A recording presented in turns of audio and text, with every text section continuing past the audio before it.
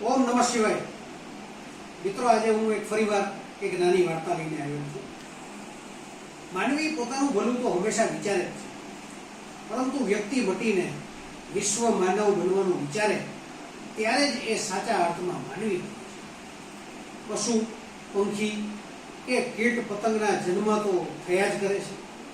વૃક્ષ વનસ્પતિમાં પણ જીવ છે, એ પણ નવપલ્લવિત થાય છે અને મૂંઝાય છે. પરંતુ સર્વ જીવમાં માનવીનું સર્જન એવું થયું છે કે પરમાત્મા સુધી પહોંચવામાં એની પાસે જે શક્તિ છે એ અન્ય પાસે નથી. સાથે સાથે એ શક્તિનો દુરુપયોગ થાય તો તે સર્વથા વિનાશકારી છે. માનવી હંમેશા પરોપકાર, દયા અને મમતા માટે જ જન્મ ધારણ કરે છે. પોતાના દ્વારા જ અન્યને આશ્રય આપવા, પોષણ આપવા, પોતાની બુદ્ધિ અને શક્તિથી વિશ્વનું ભલું કરવા તેનું સર્જન થયું છે. નહીં કે અંતરક્લેશ, યુદ્ધો જગાવવા, અન્ય માનવી અને ભાઈ બહેનોને દુઃખી કરવા. વાર્તાનો સાર છે, અન્યનું શ્રેય એ જ આપણું શ્રેય અને એ જ સાચી માનવતા. તો મિત્રો, વાર્તા તરફ નજર કરીએ. એકવાર એક સ્થળે ચારે તરફ ઊંચી ઊંચી દિવાલોથી ઘેરાયેલું એક સ્થળ હતું. આ દિવાલની પેલી બાજુ શું હશે તેનું જ્ઞાન કોઈને જ નહોતું, પણ શું હશે તે જાણવાની ઉત્કંઠતા તો સૌમાં ખરી. માનવી જો ખૂબ જ ઉત્સુકતા રાખે, જિજ્ઞાસા કેળવે અને તેને માટે યોગ્ય પરિશ્રમ કરે તો જે જ્ઞાન મેળવવા તે તૈયાર થયો છે તે અવશ્ય મેળવે છે. એકવાર ચાર જ્ઞાની વ્યક્તિઓએ સાથે મળીને નક્કી કર્યું કે દિવાલની પેલી બાજુ શું છે તે જાણવું જ જોઈએ.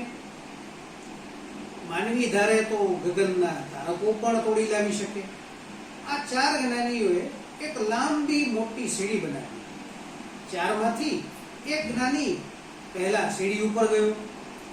દિવાલ પર ચડીને જ્યાં દિવાલની બીજી બાજુ જુએ ત્યાં સર્વત્ર આનંદ, પ્રકાશ, પ્રસન્નતા. પેલા જ્ઞાની તો આ દ્રશ્ય જોઈ આશ્ચર્યચકિત થઈ ગયા.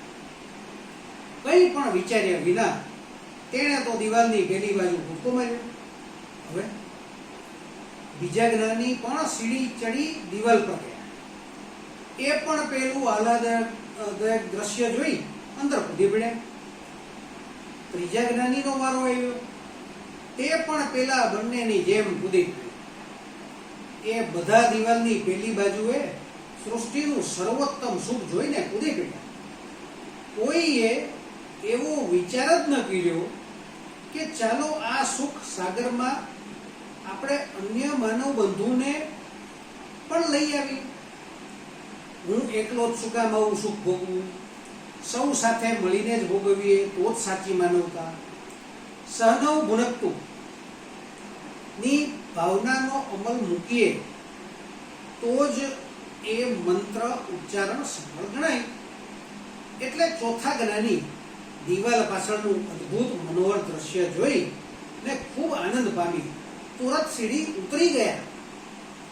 આવીને સર્વેને અદ્ભુત દ્રશ્યની તેની દિવ્યતાની વાત કરી અને આપણે સૌ સાથે જ ત્યાં જઈએ એવો પ્રસ્તાવ મૂક્યો. મિત્રો, દ્રષ્ટાંત અહીંયા પૂરું થાય છે. માનવી પોતાનો સ્વાર્થ જોઈ આગળ ચાલ્યા કરે. મારું જ ભલું થાય, હું જ બધું સુખ ભોગવું, મારા સુખ સંપત્તિમાં અન્ય કોઈ ભાગ પડાવે, હું મારું કામ કરું, બીજાને મારું શું કામ. આવી સ્વાર્થી વિચારણા કરવા કરતા માનવીનું જીવન આ વિશ્વના મહાન વિશાળ પટ પર પાંગરે, પ્રફુલ્લે કે નહીં કે તેની કોઈ કિંમત નથી. કિંમત તો છે પેલા હું તો સૌની સાથે, સૌ સુખી તો હું સુખી ની ઉત્તમ રામાયણે બોધેલી ભાવનાની ઉપાસના કરનાર માનવી. ભલે તે સામાન્ય હોય પણ તે માનવીનું જીવન મૂલ્યવાન છે. માનવતાને સહકારની ખુશ્બુથી મધમત્તું એ સુંદર પુષ્પ છે જેના મહેકાટે વિશ્વનું ઉપવન પ્રસન્ન બન્યું છે. સ્વાર્થ નહીં, પરમાર્થ એ જ ગૌરવ છે. તો મિત્રો, આ હતી મુરબ્બી અરવિંદભાઈ ધોળકિયાએ લખેલી એક કથા. આવતીકાલે ફરીથી મળીશું. જય શ્રી કૃષ્ણ.